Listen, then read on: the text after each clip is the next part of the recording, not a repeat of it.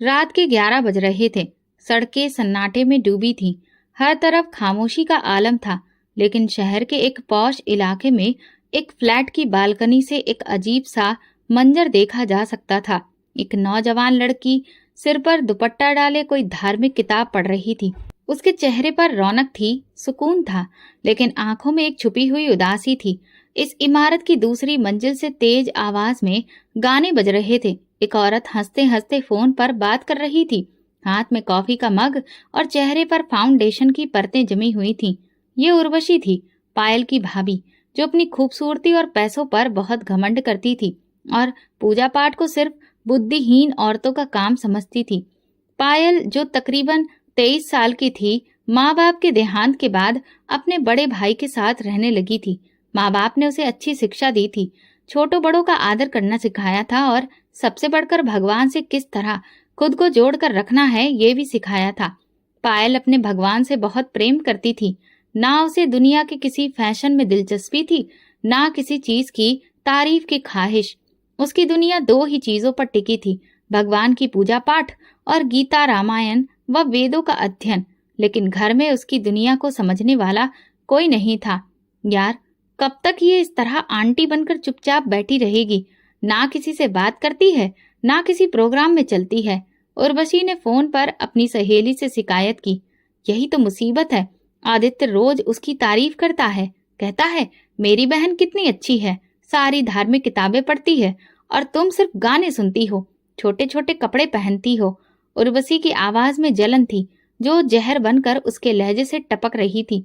दूसरी तरफ आदित्य, पायल का भाई, दिन भर के काम से वापस घर आकर सुकून तलाश करता था, लेकिन जब भी घर आता अपनी पत्नी से पायल की तारीफ किए बिना नहीं रह पाता। उर्वशी, कभी पायल से कुछ सीखो, देखो उसके चेहरे पर कितनी रौनक है, नियम से पूजा पाठ करती है और कभी कभी अपनी जुबान से कोई भी खराब शब्द भी नहीं निकालती। ये शब्द उर्वशी के दिल में तीर बनकर लगते। एक दिन पायल रसोई में अपने व्रत के लिए खाना तैयार कर रही थी। नौ दुर्गा का समय चल रहा था। तभी उर्वशी रसोई में आई, हाथ में मोबाइल और चेहरे पर गुस्सा। तुमसे किसने कहा कि नौ दुर्गा के समय सब कुछ तुम ही तैयार करो? तुम कोई नौकरानी हो क्या? पायल ने नरमी से कहा, भाभी, मुझे ये सब करना अच्छा लगता है। अच्छा लगता है या फिर दिखावा करती हो ताकि मेरे पति को ये लगे कि तुम मुझसे बेहतर हो? पायल ने कभी नहीं सोचा था कि उसकी अच्छाई को इस तरह भी देखा जा सकता है। शाम की पूजा के बाद आदित्य खाने की मेज पर पायल की तारीफ करने लगा। वाह पायल, बहुत अच्छा खाना बनाया है, तुम्हारे हाथों में जादू है। उर्वशी ने मुस्कुराकर देखा, लेकिन उसके दिल में आग भड़क उठी थी। अंदर ही अंदर वो सोचने लगी, अगर मैंने कुछ नहीं किया तो ये लड़की मेरी जिंदगी तबाह कर देगी, मेरे पति का सारा ध्यान छीन लेगी, मेरी कोई अहमियत नहीं रह जाएगी। उस रात उर्वशी देर तक जागती रही। उसके मन में कई तरह की योजनाएं बनती रहीं। उसे अब पायल की सादगी से नफरत हो चुकी थी। उसे वो सब एक दिखावा लगने लगा था। अगली सुबह पायल हर रोज की तरह मंदिर के सामने बैठकर रामायण पढ़ रही थी। उसी वक्त आदित्य उठा और यह सब देखने लगा। कुछ पल वो दरवाजे पर खड़ा रहा, फिर धीरे से मुस्कुराया और मन ही मन कहा, भगवान तुम्हारा शुक्र है कि तुमने मुझे ऐसी बहन दी है। लेकिन वो नहीं जानता था कि उसी पल उसकी पत्नी दरवाजे के पीछे छिपी हुई ये सब देख रही थी और उसकी नजर में पायल का पूजा पाठ करना सिर्फ एक धोखा था। उसी दिन शाम को उर्वशी ने पहली बार अपने दिल की बात अपनी माँ को फोन पर बताई। माँ, मुझे लगता है आदित्य की बहन मेरे पति को मुझसे दूर कर रही है। वो हर बात में उसकी तारीफ करता है। मैं बहुत थक गई हूँ। काश आदित्य को उसकी सच्चाई दिखे, वरना मेरी शादी हाथ से निकल जाएगी। ये शब्द उर्वशी के लिए वो चाबी साबित हुए जो एक अंधेरे दरवाजे को खोलने वाली थी। रात का पिछला पहर था, मगर उर्वशी के मन में एक पल के लिए भी सुकून नहीं था। वो करवटें बदलती रही। उसके दिल में एक ही ख्याल था, अब पायल को सबकी नजरों से गिराना है, खासकर आदित्य की नजरों से। अगली सुबह उर्वशी ने रोज की तरह नाश्ता बनाया, लेकिन आज उसके रवैये में नरमी थी। उसने पायल से प्यार भरे लहजे में कहा, जिससे पायल थोड़ी हैरान हुई, मगर वो अपनी भाभी की बातों का बुरा नहीं मानती थी। पायल, छत पर जाकर कपड़े डाल दो, रस्सी पर धूप अच्छी निकली है, जल्दी सूख जाएंगे, उर्वशी ने धीरे से कहा। पायल मुस्कुराकर बोली, जी भाभी। मैं अभी डाल देती हूँ।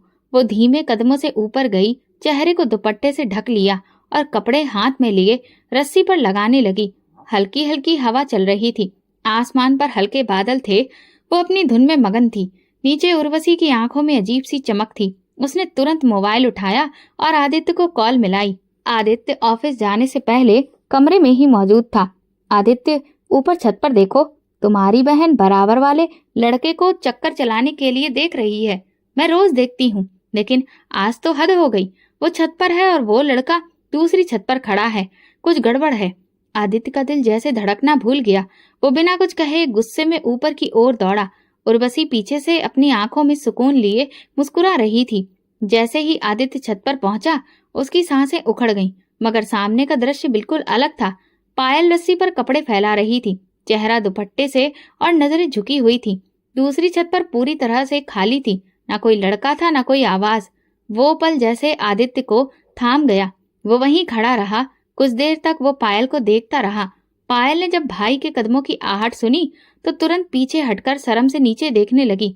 भैया, कुछ चाहिए था? आदित्य के दिल में एक अजीब सी शर्मिंदगी थी। वो चुपचाप नीचे लौट आया, लेकिन उसका गुस्सा अब किसी और पर था। जैसे ही वो नीचे पहुंचा, उर्वशी बेचैनी से उसका चेहरा देखने लगी।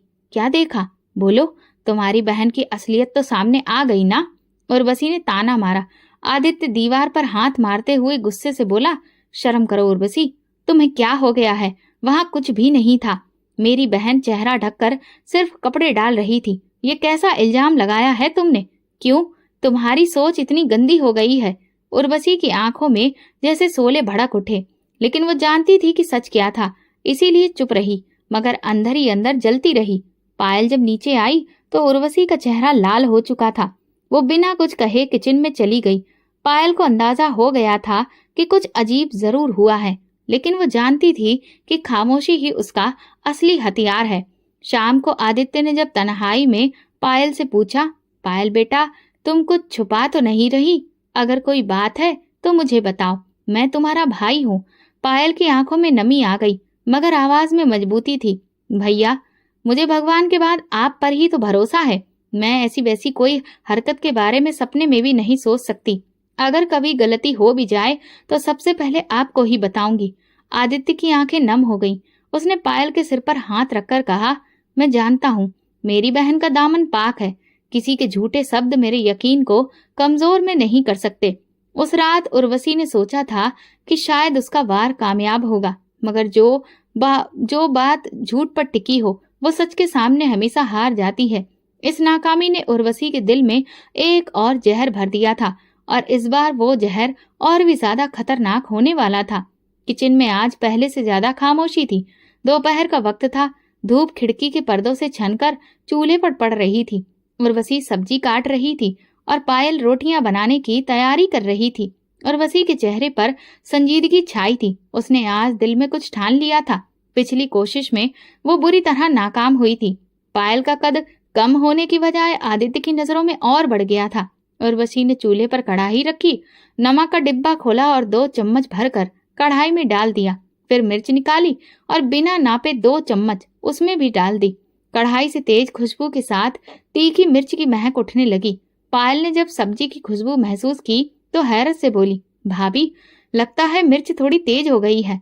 उर्वशी ने हल्की मुस्कान के साथ कहा, नहीं पायल, मैंने सब नाप कर डाला है, तुम्हें गलतफहमी हो रही है। पायल ने आगे कुछ नहीं कहा। शाम को जब आदित्य लौट कर आया तो उसने पहला निवाला खाया और फिर पायल की तरफ देखते हुए कहा, इसमें तो आज मिर्च बहुत ज्यादा है, इतनी तेज कि खाया ही नहीं जा रहा। इससे पहले कि पायल कुछ कहती, उर्वशी ने तुरंत बोलना शुरू कर दिया, आदित्य, मैंने तो सिर्फ रोटियां बनाई हैं, सब्जी तो पायल ने बनाई थी, शायद उससे गलती हो गई होगी। पायल ने आंखें झुका ली। वो समझ गई थी कि भाभी का इरादा क्या था, मगर उसने पलटकर कुछ भी कहने के बजाय शांत स्वर में भाई से कहा, मुझसे गलती हो गई, मैं आगे से ध्यान रखूंगी। आदित्य ने पायल की ओर देखा और बोला, लेकिन तुम तो रोटियां सेक रही थी ना? पायल ने मुस्कुराकर जवाब दिया, भाभी थोड़ा बिजी थी, इसलिए मैंने ही कहा कि मैं ही सब्जी बना लेती हूँ, लेकिन मसाले का मुझे अंदाजा नहीं रहा।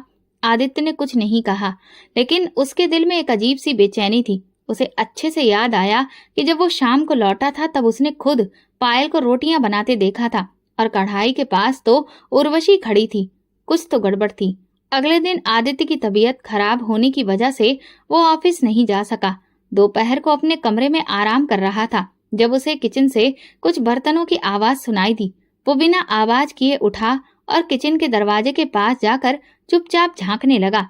उर्वशी सामने चूल्हे पर खड़ी कढ़ाई में मसाले डाल रही थी और उसके हाथ में नमक का डिब्बा था और वो बार बार चम्मच से डालते हुए कह रही थी, थोड़ा सा नहीं, अब तो इसे और तेज होना चाहिए।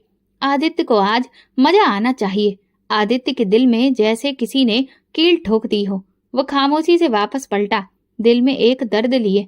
अब उसे पूरी तरह समझ आ गया था कि पिछली रात क्या हुआ था।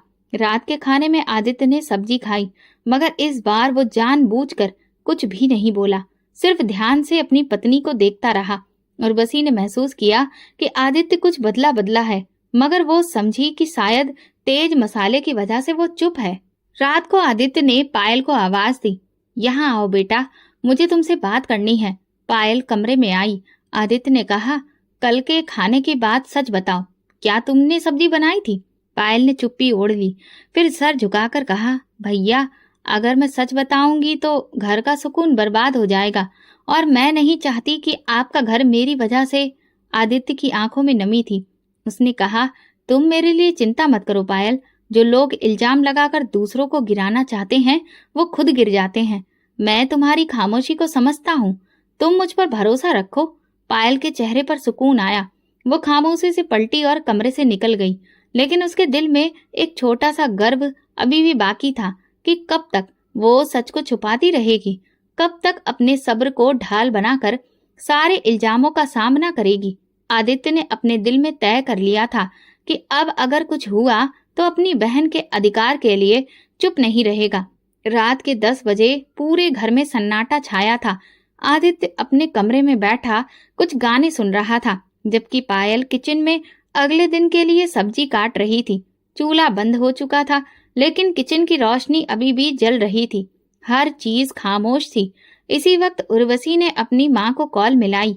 मैंने फोन उठाया तो उर्वशी ने बिना हाल चाल लिए जलती आवाज में कहा, माँ मैं थक गई हूँ। वो लड़की मेरे पति के दिल पर कब्जा कर चुकी है। मैं जो भी करती हूँ कुछ फर्क ही नहीं पड़ता। हर बार मेरा वार उल्टा ही मेरे खिलाफ चला जाता है। आदित्य अब हर बात पर मुझे टोकता है और पायल की तारीफ करता है। माँ की आवाज ठंडी और गुस्से से भरी थी, जैसे बरसों की नफरत का तजुर्बा उनके लहजे में उतर आया हो। तुम बहुत भोली हो और बहुत ही ज्यादा सीधी भी हो, इसीलिए तुम्हारे वार कामयाब नहीं हो रहे। अगर दुश्मन चालाक हो तो वार भी ऐसा होना चाहिए जिसे समझना भी मुश्किल हो। तुम ऐसा कदम उठाओ कि पायल के चरित्र पर ऐसा दाग लगे जो कभी धुल न सके। लेकिन माँ कैसे? उर्वशी की आवाज में जलन छुपी ना रह सकी। ऐसा मौका बनाओ कि वो किसी लड़के के साथ अकेले कमरे में बंद हो, फिर आदित्य को आवाज देकर कहो, देखो तुम्हारी बहन क्या कर रही है। अगर एक बार तुम्हारा पति अपनी बहन को ऐसी हालत में देख ले तो वो कभी उस पर यकीन नहीं करेगा, चाहे वो कितनी ही अच्छी क्यों ना हो। ये बात सुनते ही उर्वशी के होठों पर एक खामोश मुस्कुराहट आ गई।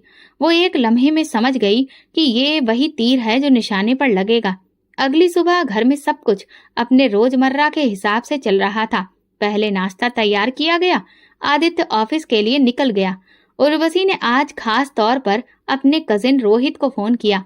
वो लंबे कद का खुश मिजाज नौजवान था, जिसे उर्वशी की फैमिली में सब जानते थे। रोहित, आज दोपहर को घर आ जाना, एक छोटा सा काम है। पायल भी घर पर ही होगी। तुम बस इतना करना कि मेरे कहने पर कुछ देर मेरे कमरे में रुकना, बाकी सब मैं संभाल लूंगी। रोहित को किसी बात की परवाह नहीं थी। वो उर्वशी की बात पर तैयार हो गया। दोपहर का वक्त, सूरज सिर पर था। आदित्य ऑफिस में बिजी था, पायल किचन में। दरवाजे पर रोहित ने दस्तक दी। उर्वशी ने दरवाजा खोला, खामोशी से अंदर आने को कहा, फिर उसे अपने कमरे में ले गई। फिर वो पायल के पास आई और बड़ी ही नरमी से बोली, पायल जरा मेरे कमरे में चाय ले आना। रोहित आया है, मैं जरा कपड़े तय कर लूं, तुम चाय लेकर आ जाना। पायल ने सिर हिलाया और किचन में चाय बनाने लगी। उसे अंदाजा नहीं था कि आज उसकी जिंदगी का एक नया अध्याय शुरू होने वाला है। चाय तैयार हुई। पायल ने ट्रे में कप रखे और बिस्किट रखे। दुपट्टा अच्छी तरह से ओढ़ा। फिर वो उर्वशी के कमरे की तरफ बढ़ी। जैसे ही दरवाजा खोला वो हैरान रह गई। कमरे में उर्वशी मौजूद नहीं थी, सिर्फ रोहित बैठा था, जैसे किसी बात का इंतजार कर रहा हो। पायल ने नजरें झुकाई और बस इतना कहा, चाय रख दी है। भाभी कहाँ है? अभी वो ट्रे रखी रही थी कि अचानक दरवाजा बाहर से बंद हो गया। वो चौंकी। उसने दरवाजे को झटका दिया, मगर वो बंद हो चुका था। वो समझ गई कि कुछ गड़बड़ हो गई है। इसी वक्त उर्वशी ने आदित्य को फोन किया। आदित्य, भगवान के लिए जल्दी घर आओ, तुम्हारी बहन का असली चेहरा तुम्हें दिखाना है। वो रोहित के साथ मेरे कमरे में बंद है। आदित्य के हाथ से फोन छूट गया। उसकी सांसें रुक गईं, जैसे शरीर का खून एक पल को जम गया हो। वो दौड़ता हुआ ऑफिस से निकला। घर पहुंचते ही सीधा उर्वशी के कमरे की तरफ गया। दरवाजा खोला तो सामने का मंजर दिल दहला देने वाला था। पायल दुपट्टे में लिपटी रोती हुई एक कोने में बैठी थी और रोहित हैरान डरा हुआ खड़ा था। पायल ने आदित्य को देखते ही उसके कदमों में गिरकर रोते हुए कहा, भैया मेरी बात तो सुनो, ये सब झूठ है। मैं तो सिर्फ चाय रखने आई थी, दरवाजा बाहर से बंद कर दिया गया। आदित्य की आंखों में गुस्से के साथ साथ बेयकीनी भी थी। उसकी नजर रोहित पर पड़ी, जो बौखलाहट में सिर्फ इतना बोला, मैं तो इसके ही बुलाने पर आया था। आदित्य ने एक पल के लिए पायल को देखा, फिर अपनी पत्नी की तरफ पलटा। उर्वशी दरवाजे के पीछे खड़ी तमाशा देख रही थी, मगर उसकी आंखों में वो यकीन नहीं था जिसकी वो चाहत रखती थी। पायल की हालत, उसकी आंखों के आंसू, उसकी कांपती आवाज, सब कुछ सच बयां कर रहे थे। मगर आदित्य का दिल टूट चुका था। वो खामोशी से पलटा, कमरे से निकल गया। पायल जमीन पर बैठी अपनी बेगुनाही के आंसू बहाती रही और उर्वशी सुकून में हो गई, मगर अंदर से खाली। अब वो किसी और तैयारी में व्यस्त हो गई। पायल के दिल में पहली बार ये एहसास हुआ कि शायद अब इस घर में रहना उसके लिए मुमकिन नहीं रहा। उसकी नम्रता, उसकी सच्चाई, उसका पर्दा, सब कुछ उसे मुश्किल में डाल चुका था, सिर्फ किसी की जलन की आग में। आदित्य के दिलो दिमाग में जंग छिड़ चुकी थी। एक तरफ पायल की मासूम आंखें थीं, जिनमें बहते आंसू उसकी बेगुनाही की गवाही दे रहे थे, और दूसरी तरफ उर्वशी की चालाकी, जिसमें गुस्से और यकीन का अजीब सा मेल था। सच और झूठ में फर्क करना मुश्किल हो रहा था। आंगन में खामोशी छा चुकी थी। पायल जमीन पर बैठी रो रही थी। आदित्य खड़ा उसे देख रहा था, जैसे किसी फैसले के दौराहे पर हो। उर्वशी दीवार के साथ टेक लगाए खड़ी थी, चेहरे पर तकलीफ का नाटक था। अचानक उर्वशी ने भारी आवाज में कहा, आदित्य, मैंने कभी पायल के खिलाफ कुछ नहीं कहा, हमेशा उसे बहन समझा, लेकिन आज जो हुआ वो मेरे लिए बर्दाश्त करना मुश्किल है। अगर अब भी चुप रही तो कल को तुम मुझ पर भी शक करोगे। आदित्य ने नजरें चुराकर पायल की तरफ देखा। क्या तुम वाकई इतनी गिर सकती हो पायल? क्या ये सब तुम्हारे वजूद का हिस्सा है? पायल की आंखों से आंसू का एक और कतरा निकला। भैया, भगवान के लिए मैंने कुछ नहीं किया, आपने खुद देखा था। मैं सिर्फ चाय लेकर गई थी, दरवाजा बाहर से बंद था। उसी वक्त उर्वशी का कजिन रोहित भी मैदान में कूद पड़ा। आदित्य भाई, मैं झूठ क्यों बोलूं? मुझे खुद पायल ने बुलाया था। उसने कहा था कि उर्वशी घर पर नहीं है, आकर मिल लो। मैं हैरान था, लेकिन सोचा शायद कोई जरूरी बात होगी। तो मुझे क्या पता था कि यहाँ पर ये सब तमाशा हो जाएगा, जिस जमीन पर उसके कदमों से निकल गई हो। तुम झूठ बोल रहे हो रोहित, तुम्हें तो भाभी ने बुलाया था, मैंने तो कभी तुमसे बात तक नहीं की। लेकिन आदित्य के चेहरे पर उलझन, गुस्सा, शर्मिंदगी की मिलीजुली रेखाएं दिख रही थी। बस, पायल ने जोर से कहा, मेरा सब कुछ खत्म हो चुका है। अगर तुम सच में सच्ची हो तो फिर तुम्हें किसी सफाई की जरूरत नहीं होनी चाहिए थी। मुझे तुम्हारी खामोशी पर हमेशा यकीन रहा, लेकिन अब हर चीज धुंधली हो गई है। पायल उठ खड़ी हुई, हाथ जोड़कर प्रार्थना की, भाई आप मुझ पर हाथ उठा लीजिए, मुझे कुछ भी कह लीजिए, लेकिन भगवान के लिए मुझे अपनी नजरों से ना गिराइए। मैं आपकी बहन हूँ, आपका खून हूँ। मैं आपके बारे में ये सब नहीं सोच सकती। आदित्य ने एक सर्द सांस ली और फिर दिल पर पत्थर रखकर वो बात कही जो पायल के दिल में खंजर बनकर घुस गई। इस घर से चली जाओ पायल, अभी इसी वक्त। उसकी सांसें जैसे रुक गईं। वो सुन नहीं पा रही थी, यकीन नहीं कर पा रही थी। भैया, बस इतना कह सकी, हाँ चली जाओ। अगर तुम सच्ची हो, भगवान तुम्हारे साथ होगा, लेकिन मैं अब और ज्यादा मुश्किलें बर्दाश्त नहीं कर सकता। उर्वशी ने जैसे दिल ही दिल में अपनी जीत का जश्न मनाया। उसकी आंखों में चमकते हुए और चेहरे पर सब्र दिख रहा था। पायल धीरे धीरे आंगन की तरफ बढ़ी। कदम जैसे जमीन से जुड़े थे। वो हर कोने को देख रही थी। वो दीवारें जिनके पास उसने माँ बाप के बाद अपने भाई को सर्वोच्च दर्जा दिया था, वो कमरा जहां उसने गीता, रामायण, न जाने कितनी धार्मिक किताबें पढ़ी थी, जो अभी तय करके कोने में रखी थी। वो दरवाजे तक पहुंची, अपना दुपट्टा ठीक किया, एक आखिरी नजर आदित्य पर डाली, जो दरवाजे के पीछे खड़ा पत्थर बना था। भगवान गवाह है, मैं बेगुनाह हूँ। अगर मैं झूठ बोल रही हूँ तो मेरी जिंदगी बर्बाद हो जाएगी, लेकिन अगर मैं सच्ची हूँ तो मेरा भगवान मुझे वो इज्जत देगा जो इस घर में छीन ली गई। उसके शब्द हवा में गूंजते रहे, लेकिन आदित्य ने दरवाजा खोल दिया और एक लम्हे में बंद कर दिया। पायल बाहर खड़ी थी, सर पर धूप, दिल पर भारी दुख और आंखों में वो उम्मीद जो सिर्फ एक भगवान से की जा सकती थी। उसने आसमान की तरफ देखा और वो प्रार्थना करती रही, अब तुम ही मेरे सहारा हो भगवान। जब सब छोड़ देते हैं तो तुम ही हाथ थाम लेते हो। मुझे थाम लो, मैं बहुत अकेली हूँ। और दरवाजे के अंदर ऐसा लग रहा था कि जैसे कोई ठहाके लगा रहा था। दरवाजे के बंद होते ही पायल की आत्मा पर जैसे कोई पत्थर गिर पड़ा। वो ताकत इकट्ठा करके खड़ी रही, लेकिन उसे लग रहा था कि जैसे उसके शरीर में जान नहीं रही हो। पीछे से दरवाजे की कुंडी घूमने की आवाज आई और फिर अंदर से हल्की गूंज उठी, जैसे उसके जख्मों पर नमक छिड़क गया हो। कुछ लम्हे बाद दरवाजा एक बार फिर खुला। उर्वशी गुस्से से बाहर निकली और पायल के बालों को जोर से पकड़कर सीढ़ियों की ओर घसीटा। अभी तक दरवाजे पर कड़ी है, कहा ना कि निकल जा। और हाँ, एक बात याद रख, अब तू खुद को बहुत अच्छा बताती है ना, तो जा अपने भगवान से मदद मांग, वही देगा तुझे छत, रोटी और इज्जत। पायल ने उर्वशी की आंखों में झांका, मगर उसमें इंसानियत की झलक नहीं थी, सिर्फ जहर भरा था। उर्वशी को धक्का देकर दरवाजे से नीचे धकेल दिया। पायल का दुपट्टा जमीन पर गिरा, मगर उसने उसे फौरन उठाकर अच्छे से लपेट लिया, जैसे इज्जत का आखिरी हिस्सा बचा रही हो। सीढ़ियां उतरते हुए उसकी आंखों में धुंध छा गई। दरवाजे से कुछ दूरी पर एक फुटपाथ के किनारे बैठकर आसपास गाड़ियां, बच्चे, ढेर सारी आवाजें थीं, लेकिन पायल को सिर्फ अपने अंदर की खामोशी सुनाई दे रही थी। उसने कोई भीख नहीं मांगी, ना किसी को रोका, ना किसी से मदद मांगी। वो बस एक कोने में चुपचाप बैठ गई, सिर झुकाया और अपने भगवान का नाम लेना शुरू कर दिया। हे भगवान, तुम जानते हो, मेरा दिल, मेरा चरित्र, मेरी नीयत सब तुम्हारे सामने है। मैं किसी का बुरा नहीं चाहती, किसी का हक नहीं मारा, फिर ये सजा क्यों? रात का अंधेरा छा रहा था, लेकिन पायल की आंखों में रोशनी थी। उसने धीरे से अपने थैले से वो धार्मिक किताबें निकाली जिसे वो हमेशा अपने पास रखती थी, और फुटपाथ पर एक तरफ बैठकर उसे पढ़ने लगी। उसकी आंखों से आंसू बहते रहे। पास से गुजरने वाले लोग रुक रुक कर उसे देखने लगे। कुछ लोग उसके लिए प्रार्थना कर रहे थे, तो कुछ सिर्फ तमाशा देख रहे थे।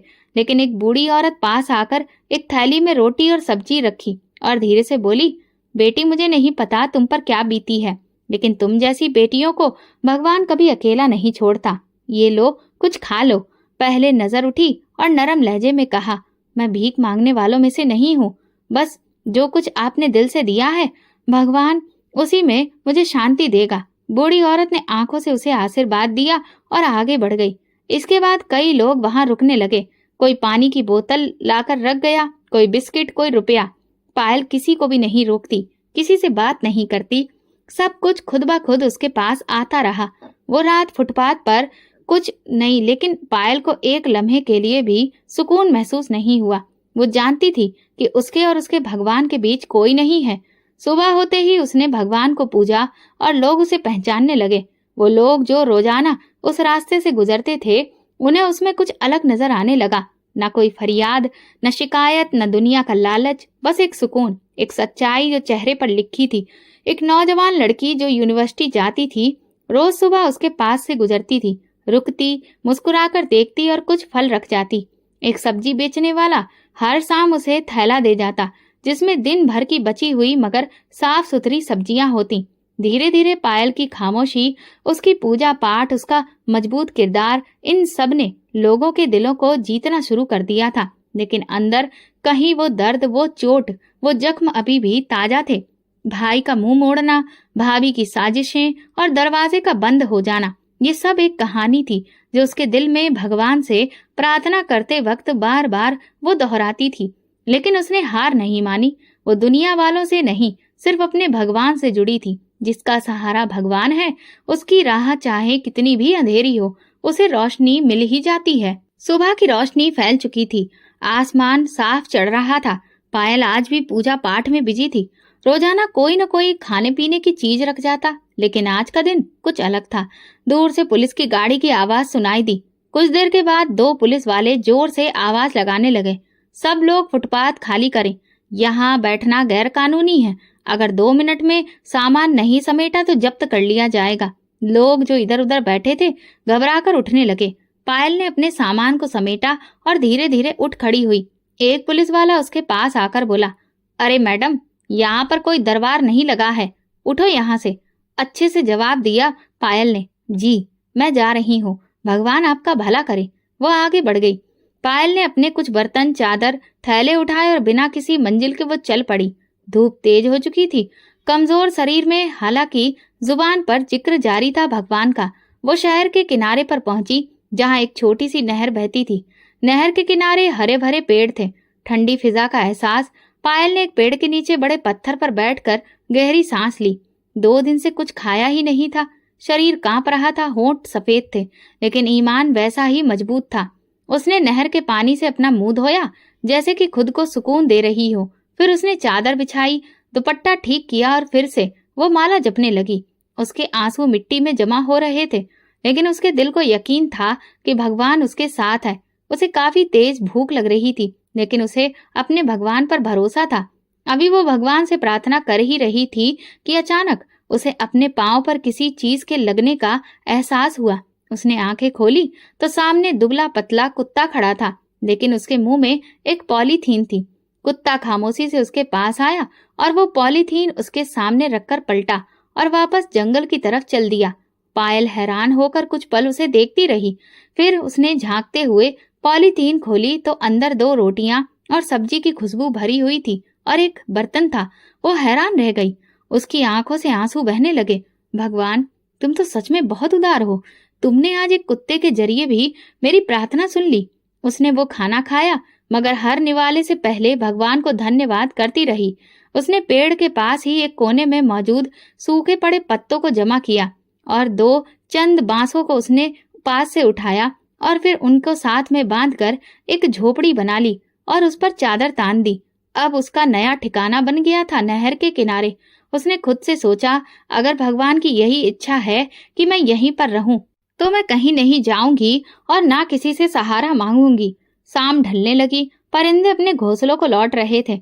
नहर की सतह पर सूरज की किरणें झिलमिल हो रही थीं और उन किरणों के दरमियान एक सादी सी लड़की झोपड़ी के साए में बैठी अभी भी गीता पढ़ रही थी कि उसी वक्त उसे पास में एक औरत की चीखें सुनाई दी। पायल ने नजर उठाई तो सामने एक औरत खड़ी थी। गोद में उसके तकरीबन 5 साल का बच्चा था, जो बुखार से तप रहा था। चेहरा लाल, सांस भारी और आंखें बंद। बेटा, भगवान के वास्ते मेरे बेटे को देख लो, 3 दिन से बुखार हो रहा है। उसे दवा भी दी, डॉक्टर को भी दिखाया, लेकिन कुछ नहीं हुआ। किसी ने कहा कि तुम बहुत पूजा पाठ करती हो और भगवान तुम्हारी सुनता है। तुम्हारे पास कुछ ऐसे मंत्र हैं जिन्हें पढ़कर तुम कुछ भी कर सकती हो। मेरी उम्मीद अब बस तुम ही हो। पायल ने चौंक कर औरत की तरफ देखा। उसे समझ नहीं आया कि वो ये सब क्यों कह रही है, लेकिन उसके दिल में एक हल्की सी लहर उठी, जैसे कि भगवान ने उसे एक नई जिम्मेदारी दे दी हो। देखो बहन, मैं कोई बाबा या ओझा नहीं हूँ और ना ही मैं इस तरह का कोई चमत्कार कर सकती हूँ। ये तो सिर्फ भगवान के ही हाथ में है। औरत ने आंखों से आंसू बहाए और कहा, मुझे कोई फर्क नहीं पड़ता, बस तुम एक बार देख लो, शायद मेरे बच्चे का दर्द कम हो जाए। पायल ने बच्चे को नरमी से देखा, उसके माथे पर हाथ रखकर आंखें बंद की। अब तक उसने जो भी मंत्र, वेद, पुराण, गीता पढ़ी थी, वही सब दोहराने लगी और धीरे धीरे बच्चे के माथे को चूम लिया और अपनी प्रार्थना में उसे भगवान के हवाले कर दिया। फिर आंखें खोल दी। माँ, मेरे बच्चे, तुझे होश आ गया? बच्चा अपनी माँ को देखकर मुस्कुराया और उनके गले लग गया। औरत की खुशी बेकाबू हो गई। वो रोते रोते पायल के कदमों में बैठ गई। तुम तो फरिश्ता हो बेटी, भगवान ने तुम्हें मेरे बेटे के लिए भेजा था। पायल ने उसे उठाया, नरमी से कहा, मैं कोई फरिश्ता नहीं हूँ, मैं तो बस एक आम इंसान हूँ। इस वाक्य के बाद नहर के किनारे हवा में एक नई सरगोशी शामिल हो गई। लोग कहने लगे, वो लड़की जो पेड़ के साथ में बैठी है वो चमत्कारिक है। वो कुछ ऐसे मंत्र पढ़ती है कि सब ठीक हो जाता है। अगले दिन एक और औरत आई अपने पति के लिए प्रार्थना करवाने के लिए। फिर एक नौजवान अपनी माँ को लाया जो जोड़ों के दर्द से जूझ रही थी। पायल हर एक के लिए वही सब करती और धीरे धीरे वहां लोग जुड़ने लगे। पहले 5, फिर 10, फिर 20 लोग रोज आते। कुछ चुपचाप बैठ जाते, कुछ अपने दिल का दुख सुनाते, कुछ प्रार्थनाएं करते। पायल ने कभी पैसे नहीं मांगे, ना किसी से कोई चीज मांगी, लेकिन उसकी अच्छाई अब लोगों के दिलों में घर कर रही थी। एक दिन एक शख्स आया, हाथ में एक फलों की टोकरी थी। मेरे पैर सुन्न हो जाते हैं। तुमने जब से मेरे सर पर हाथ फेर दिया, मैं बिना छड़ी के चलने लगा हूँ। ये कुछ फल हैं मेरे पास, तुम पर भगवान की मेहरबानी है, ये तुम अपने हाथ से खाओ। तुम्हारी सारी प्रार्थनाएं वो मानता है। पायल ने टोकरी ली और उन्हें आशीर्वाद दिया। आधे फल आगे बढ़ा दिए। शाम होते होते नहर के किनारे छोटा सा मजमा लग जाता था। लोग खामोशी से आते, अपनी बारी का इंतजार करते और पायल हर एक के लिए इस अंदाज में प्रार्थना करती थी। लेकिन इस शोहरत के साथ साथ कुछ लोगों की नजरों में अब जलन भी उतरने लगी थी। वहीं उर्वशी जो शहर में अपनी मायके के घर आई थी, वहां पर वो अपनी सहेली से एक दिन मिलने गई और अपनी सहेली से सुन बैठी कि पायल नहर के किनारे लोगों को आशीर्वाद देती है। लोग उसके कदमों में गिर जाते हैं, उससे भीख मांगते हैं। उर्वशी के दिल में वही पुराना जहर उमड़ा। ये तो बर्बाद होने वाली थी, लेकिन ये तो अब किसी राजकुमारी की जैसी बन गई है। ये खत्म नहीं हुई, अब भी वक्त है। लेकिन पायल को उन बातों की परवाह ही नहीं थी। उसका भरोसा उसके भगवान पर था। उसका शहर में जिक्र जोर शोर से होने लगा था। लेकिन आज कुछ अजीब था। जब वो आखिरी मरीज को देख रही थी तो एक दुबली पतली औरत सर से पैर तक चादर में लिपटी हुई कुछ फासले पर खड़ी थी। चेहरा पूरी तरह से चादर में छुपा था, हाथों पर दस्ताने थे। क्या आप पायल हैं? उसकी आवाज धीमी, कांपती हुई और किसी गहरे दुख से भरी हुई थी। पायल ने सिर हिलाया। जी, बैठिए, क्या तकलीफ है? औरत कुछ देर चुप रही, फिर धीरे से बोली, मेरे चेहरे और जिस्म पर एक अजीब सी बीमारी है। शरीर गलने लगा है। डॉक्टर कहते हैं कि ये कोढ़ है। मैं हर जगह गई लेकिन कुछ फायदा नहीं हुआ। सुना है कि आप कुछ मंत्र पढ़कर सर पर हाथ फेरती हैं और भगवान का नाम लेती हैं तो चमत्कार हो जाता है। पायल ने सिर झुकाया। हाँ, ये सब भगवान की वजह से ही है। फिर उसने कुछ मंत्र पढ़े और अपना हाथ आगे बढ़ाया। चेहरा दिखाइए। लेकिन औरत ने झिझकते हुए अपनी चादर हटाई। पायल ने जैसे ही चेहरा देखा तो वो पल थमसा गया। आंखें फैल गईं, गला रुंध गया, हाथ कांपने लगे। वो चेहरा वही था जो कभी घमंड से चूर होकर बोलता था, जो नफरत से जहर उगलता था, जो उसकी भाभी का मान सम्मान कहलाता था। वो उर्वशी ही थी, लेकिन अब उसके चेहरे पर घमंड नहीं था, सिर्फ जख्म थे और खाल जगह जगह से गली थी। चेहरा पहचानना मुश्किल हो चुका था। आंखों में तकलीफ और शर्मिंदगी नजर आ रही थी। पायल की आंखों से अचानक आंसू बहने लगे। आवाज हलक में ही अटक गई। उर्वशी ने हाथ जोड़ लिए। आवाज में शर्मिंदगी थी। हाँ पायल, मैं हूँ तुम्हारी जालिम भाभी, जिसने तुम्हें घर से निकाला, तुम पर झूठे इल्जाम लगाए, तुम्हें दर बदर भटकने के लिए फेंक दिया। भगवान ने मेरी हर चाल का जवाब दिया। मैं कोड़ी हो गई हूँ। मेरा चेहरा सब गल गया, शरीर में गला लग गया और मेरे अपने मुझे छोड़ चुके हैं। पायल की आंखों में हैरत और दुख था। वो सोच भी नहीं सकती थी कि जो औरत कल उसे गालियां देकर घर से निकाल रही थी, आज उसी के कदमों में बैठी है। उर्वशी रोने लगी। पायल, भगवान के वास्ते मुझे माफ कर दो। मैंने तुम पर बहुत जुल्म किया, तुम्हें तुम्हारे भाई से दूर किया, तुम्हारे चरित्र पर उंगली उठाई। तुम चुप रही, सब्र करती रही और मैं समझती रही कि मैं जीत रही हूँ। लेकिन आज मेरा शरीर बोल रहा है। भगवान ने मुझे मेरे जुल्म की सजा दे दी। पायल ने आंखें बंद कर ली। दिल जैसे किसी कर्ज में डूबा हुआ था। फिर उसने धीरे से कहा, मैंने आपको कभी अपना दुश्मन नहीं समझा भाभी। आपके हर इल्जाम के बाद मैंने भगवान से प्रार्थना की कि वो आपको बुद्धि और सब्र दे। वो आगे बढ़ी। उसने उर्वशी के चेहरे पर हाथ रखा और फिर से कुछ मंत्र पढ़े। हे भगवान, अगर तुमने कभी भी मुझे सच्चा जाना हो तो तुम इस औरत को माफ कर दो। वो गुनाह कर चुकी है, मगर तुम बहुत दिलदार हो। उर्वशी रोते हुए उसके कदमों में गिर गई। मुझे अब घर की नहीं, तुम्हारे दिल की इजाजत चाहिए। मुझे माफ कर दो पायल। पायल ने उसे उठाया, सीने से लगाया। माफी मेरे बस में नहीं, वो तो भगवान के हाथ में है। मगर मैं दिल से तुम्हारे लिए प्रार्थना करती हूँ कि तुम्हें सुकून मिले। वो दिन सबके लिए सबक बन गया। वहां मौजूद हर शख्स की आंखें नम थीं। कोड़े की मार खाई हुई एक औरत जो कभी गुरूर में आसमान छूने वाली थी, आज जमीन पर सर झुकाकर पड़ी थी, भगवान से माफी मांग रही थी। पायल जो कि बेसहारा थी, आज उसका दामन इतना भरा था कि वो लोगों को माँ की दुआएं न जाने क्या क्या बांट रही थी। ऐसी मूरत बन चुकी थी जो सिर्फ उसे दिल से निकलती थी, जो सब्र की भट्टी में जलकर कुंदन बन गई हो। सूरत अपनी रोशनी बिखेर रही थी। पायल रोजाना के मुताबिक अपनी पूजा पाठ में लगी थी। झोपड़ी के पास में कुछ लोग खामोशी से बैठे थे और अपने इंतजार में थे। उर्वशी अभी तक वहीं बैठी थी, सर झुकाकर नम आंखों से पायल को देख रही थी। उसके दिल में पछतावे की आग बुझने का नाम नहीं ले रही थी। जिसे उसने बेकार समझा, आज वही उसके लिए मुक्ति का रास्ता बन चुकी थी। उर्वशी ने फिर से कहा, मैं तुम्हें बेइज्जत कर चुकी थी, लेकिन देखो आज मेरा क्या हाल हुआ। पायल ने कहा, इज्जत और बेइज्जती ये तो सिर्फ भगवान के हाथ में है।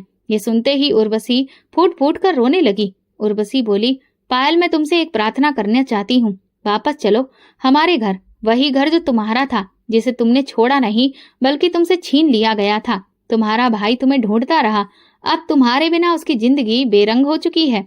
मेरी माँ भी पछतावे में है और मैं तुम्हारे बिना एक पल भी जी नहीं पाती। पायल की आंखों में नमी उभरी, मगर उसने सिर हिलाकर नरमी से इनकार किया। भाभी, घर की दीवारें तो वापस जोड़ी जा सकती हैं, मगर जो भरोसा टूटा है, जो रिश्ता टूटा है, वो दिल में चुभता रहेगा। मेरे लिए वही जगह घर है जहाँ मेरा भगवान और मेरा सुकून है। मैंने वो मुकाम पा लिया है जहाँ दिल और जमीर दोनों निश्चिंत हैं।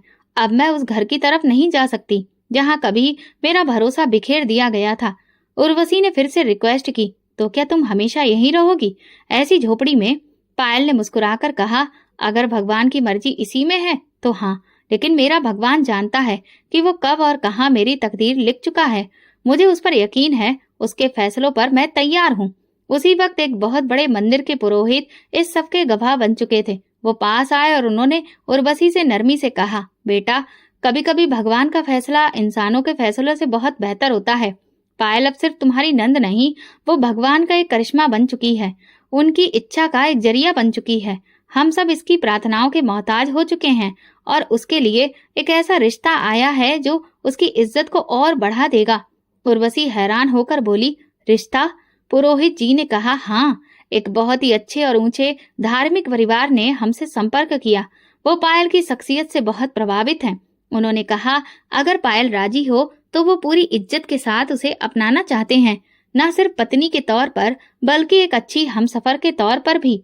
पायल ने कुछ लम्हे खामोशी से सुने, फिर धीरे से कहा, अगर मेरे भगवान मुझे ये मुकाम दे रहे हैं तो मैं उनके इस फैसले पर भी राजी हूँ। मुझे इज्जत के साथ नई जिंदगी मिलेगी तो मैं इनकार नहीं करूंगी। और फिर इसके बाद उसकी शादी बहुत ही सादगी भरे तरीके से हो गई। शादी के बाद उसने सुकून से भगवान से प्रार्थना की, जिसने मुझे गुमनामी में भी इज्जत दी, बेघर होने पर भी सहारा दिया, मुझे बेइज्जत करने वालों के सामने भी ऊंचे कद का बनाकर रखा है। भगवान, मैं तुम्हारा जितना शुक्रिया अदा करूं वो सब कम है। तुमने ये साबित कर दिया है कि तुम्हारे भक्तों के लिए तुम्हारा दरवाजा हमेशा खुला है। उस वक्त लोगों की आंखों में आंसू थे और एक ही बात थी, ये वही पायल है जिसे लोगों ने दुत्कार दिया था, लेकिन भगवान ने उसका हाथ थामा। जिस परिवार ने उसका रिश्ता जोड़ लिया था, वो परिवार बहुत धार्मिक था, पूजा पाठ में सबसे आगे, और उन्हें पायल के लोगों के भलाई करने से भी कोई भी परेशानी नहीं थी। अब वो हजारों दिलों की उम्मीद और प्रार्थना बन चुकी थी।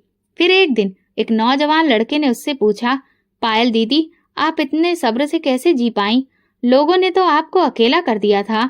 पायल ने मुस्कुराकर कहा, तुम बस भगवान पर भरोसा रखो, वो तुम्हें कभी भी जमीन में गिरने नहीं देगा। जहाँ तुम्हारा सब साथ छोड़ देंगे, बस वहीं पर उसका भरोसा ही तुम्हारी असली ताकत बनेगा। और यही भगवान की इच्छा है और इसी में तुम्हारी असली कामयाबी है। तो दोस्तों, अगर आपको हमारी कहानी पसंद आई हो तो कमेंट करके जरूर बताएं, वीडियो को लाइक करें और ज्यादा से ज्यादा शेयर करें। अगर आप चैनल पर नए हैं तो सब्सक्राइब जरूर करें और हाँ, नोटिफिकेशन बेल जरूर दबाएं ताकि अगली अपडेट सबसे पहले आपको मिले। धन्यवाद।